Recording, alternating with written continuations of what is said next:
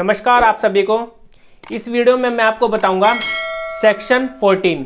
जो ये सेक्शन 14 है ये हमारे चैप्टर 3 में पहला ही सेक्शन है, क्योंकि आज से ही हम डिस्कस करेंगे चैप्टर 3 को। चैप्टर 3 में हम जानेंगे जनरल एग्जेप्शंस के बारे में।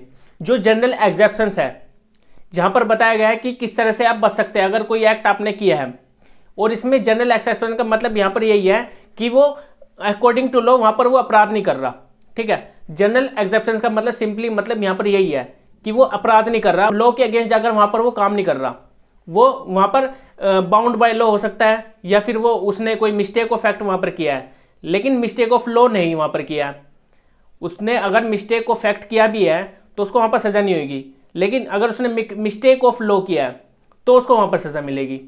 ठीक है, तो ये सेक्शन हमारा जो 14 है, सेक्शन 14 सिंपली यहां पर यही बता रहा है। तो सेक्शन 14 को चलिए जानते हैं क्या कह रहा है।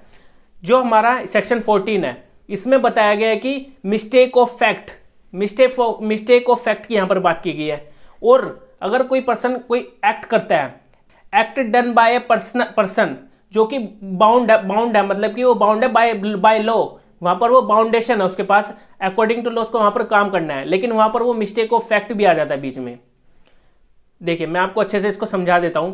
जो इसका अंडर पहले मैंने आपको इसकी हेडिंग लाइन बताई है, और जो इसके अंदर बताया गया उससे आपको समझ में आएगा कि ये क्या कह रहा है सेक्शन।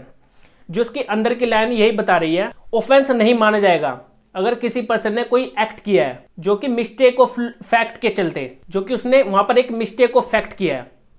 और इसमें आगे बताया है नॉट मिस्टेक ऑफ लॉ, वहां पर उसने मिस्टेक ऑफ लॉ किया है। तो मिस्टेक ऑफ लॉ तो ये नहीं कि उसके पास एक्सक्यूज नहीं है मिस्टेक ऑफ लॉ का, लेकिन वहां पर उसने इन गुड फेथ भी आगे दिया हुआ है, इन गुड फेथ में उसने एक्ट किया है। तो गुड फेथ में हम मान सकते हैं कि भाई हाँ गुड फेथ में वो कर सकता है, वो बच सकता है वहां पर, अगर किसी की भलाई के लिए उसने काम किया है तो वहां पर वो बच सकता है। लेकिन आगे एक बात और लिखी है, बाउंड बाय लॉ। वो पर्सन एक्ट कर रहा था अकॉर्डिंग टू लॉ, वो वहां पर बाउंडेशन थी उसके पास कोई एक्ट करने की। पहले तो आपको जानने की जरूरत है कि जो मिस्टेक ऑफ फैक्ट है, मिस्टेक ऑफ लॉ है, ये दोनों है क्या चीज। इसकी मैं आपको एक मैगजीन बता देता हूं, इसकी मैगजीन से आपको क्लियर हो जाएगा। जो मिस्टेक ऑफ फैक्ट और मिस्टेक ऑफ लॉ की मैगजीन है, इग्नोरेंसिया फेसिट एक्सक्यूजेट और इग्नोरेंसिया जूरिस नॉन एक्सक्यूजेट। मिस्टेक ऑफ फैक्ट का मतलब यहां पर यह है ignorance of fact is excuse. वहां पर एक्सक्यूज हो सकता है इग्नोरेंस ऑफ फैक्ट का, जहां पर उसको फैक्ट में कोई वहां पर मिस्टेक हुई है तो वहां पर एक्सक्यूज है। लेकिन अगर मिस्टेक ऑफ लॉ हो जाता है वहां पर ignorance of law does not excuse, वहां पर उसके पास एक्सक्यूज नहीं है कि वो वहां पर क्या करे, वहां पर उसका फायदा उठाए मिस्टेक ऑफ लॉ करने पर। ऐसे तो हर कोई वहां पर फायदा उठा लेगा। अब पहले मैं आपको इसमें समझा देता हूं जो ये सेक्शन 14 है, सेक्शन 14 यहां पर क्या बता रहा है।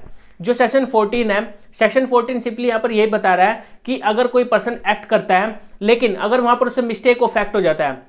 मिस्टेक ऑफ फैक्ट मैं आपको एग्जांपल के तौर पे बता देता हूं। मान लीजिए अगर कोई पर्सन एक्ट कर रहा है, ठीक है, मान लीजिए एक पुलिस वाले को ले लेते हैं। पुलिस वाला वहां पर बाउंड बाय लॉ है।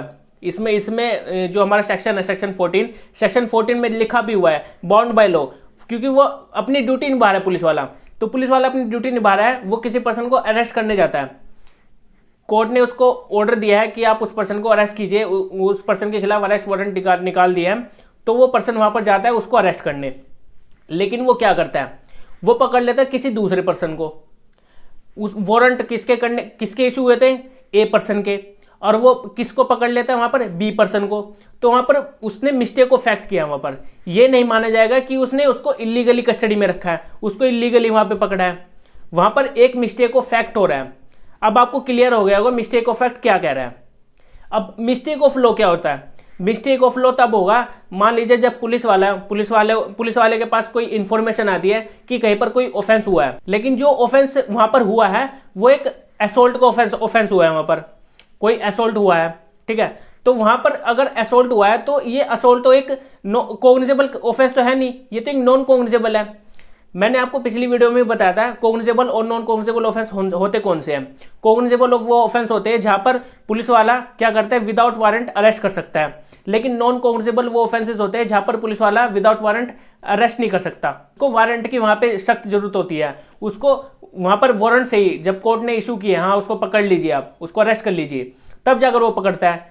अब कॉग्निजेबल तो एक हीनियस क्राइम होते हैं और non cognizable less serious crime होते हैं, वहां पर सीरियस क्राइम नहीं होते। तो ये जो असोल्ट है ये एक लेस सीरियस क्राइम है। तो वहां पर उस केस में वहां पर वो उस पर्सन को पकड़ने चले जाता है, ठीक है, पुलिस वाला जिस पर्सन के खिलाफ इंफॉर्मेशन आई है तो उस पर्सन को पकड़ने चले जाता है और उसको बिठा के रखता है अपनी कस्टडी में। तो वहां पर वो इलीगली वहां पर डिटेंशन में रखा हुआ है उसको, तो यहां पर माना जाएगा। क्यों माना जाएगा? क्योंकि वहां पर एक मिस्टेक ऑफ लॉ हो रहा है।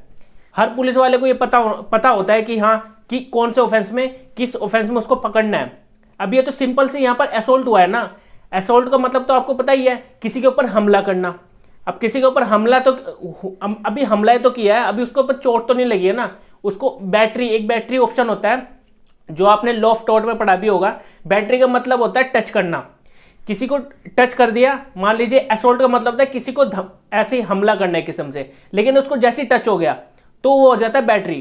तो यहां पर वो पूरी तरह से ऑफेंस कमिट हो गया, लेकिन अभी तो असोल्ट हुआ है। तो इसका मतलब वो अभी एक कुछ भी वहां पर कोई एक्ट नहीं हुआ उसके खिलाफ, लेकिन वहां पर एक हमला हुआ है, ठीक है। तो उसको हम बोलेंगे कि यहां पर एक नॉन कॉग्निजेबल ऑफेंस हुआ है। लेकिन उस केस में पुलिस वाले की ये ड्यूटी बनती थी कि उससे पूछताछ करके, एक इंक्वायरी करके कि वो पहले रिपोर्ट सबमिट कराए कहां पर, कोर्ट में, और फिर कोर्ट वहां पर बताती कि भाई आपको क्या करना है, ठीक है। लेकिन उस पुलिस वाले ने क्या करा, उसको पहले जाकर पकड़ लिया, एक किस्म से उसको इलीगली अरेस्ट कर लिया वहां पर। तो इसको बोलेंगे मिस्टेक ऑफ लॉ। अब यहां पर लॉ की मिस्टेक हुई है, किससे? एक उस पुलिस वाले से। अब दोनों में आपको फर्क समझ में आ गया होगा, मिस्टेक ऑफ फैक्ट और मिस्टेक ऑफ लॉ। तो यहां पर सिंपली यही बता रहा है। अब अगर यहां पर एक वर्ड और दिया गया है, act done by in bound by law, मतलब कि वो बाउंड है इस सेक्शन में, सेक्शन 14 में यही बताया है कि वहां पर वो बाउंड है, अकॉर्डिंग टू लॉ वहां पर वो काम करेगा। पहली इलस्ट्रेशन क्या बता रही है, यहां पर ए एक सोल्जर है। ए क्या करता है, अपने सुपीरियर ऑफिसर से वहां पर उसको एक क्या आती है, कमांड आती है। मतलब कि जो उस ए सोल्जर है, जो ए पर्सन है, जो उसको वहां पर कमांड आती है उसके सुपीरियर ऑफिसर से कि आपको क्या करना है, आपको फायर करनी है मॉब पर, जो भीड़ है वहां पर उसके ऊपर आपको फायरिंग करनी है, उनके ऊपर गोले चलानी है आपको, आपकी ये ड्यूटी है, आपको ये करना है जल्द से जल्द। तो वो जो सोल्जर है वो वहां पर उस भीड़ पर क्या कर देता है, गोलियां चला देता है, फायरिंग कर देता है, और वहां पर सभी खत्म, सब मर जाते हैं वहां पर। तो ये इलस्ट्रेशन में सिंपली यहां पर यही बताया गया है कि जो ए पर्सन है उसने अपनी जो अकॉर्डिंग टू लॉ जहां पर उसके सुपीरियर ऑफिसर ने उसको कमांड दी थी उसने वहां पर निभाया है, ठीक है। अब उसको तो पता नहीं था कि मुझे क्या करना है, मैं चलाऊं या ना चलाऊं, अब उसको जो कमांड मिली है उसको करना ही करना है, वो बाउंड है वहां पर अकॉर्डिंग टू लॉ। जो सेक्शन 14 में सिंपली यहां पर यही बताया है कि वो अकॉर्डिंग टू लॉ वहां पर बाउंड है, वो बाउंडेशन में आ गया किस्म से।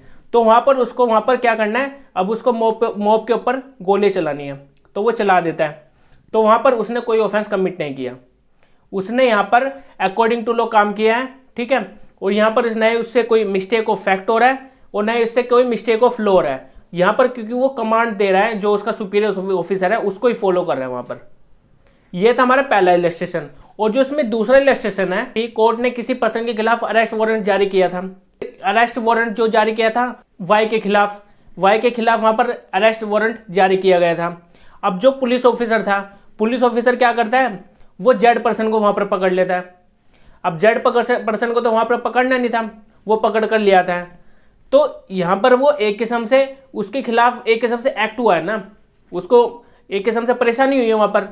तो उस केस में उस पुलिस वाले को लायबल नहीं ठहरा जाएगा, क्योंकि यहां पर उसे एक मिस्टेक ऑफ फैक्ट हुआ है, जो कि सेक्शन 14 में सिंपली यहां पर यही बताया है कि मिस्टेक ऑफ फैक्ट होने पर कोई ऑफेंस नहीं माना जाता, लेकिन मिस्टेक ऑफ लॉ हो जाता है। इससे यहां पर मिस्टेक ऑफ लॉ करता है यहां पर, तब यहां पर यह लायबल माना जाता है। लॉ के खिलाफ जाकर कोई काम करता है, अकॉर्डिंग टू लॉ वो नहीं चलता है। लॉ में अगर कोई वहां पर उससे कोई मिस्टेक हो जाए, जो हमारे कानून में लिखा है वो कानून के अकॉर्डिंग वहां पर नहीं चल रहा है, तो उस केस में उसको वहां पर सजा हो सकती है।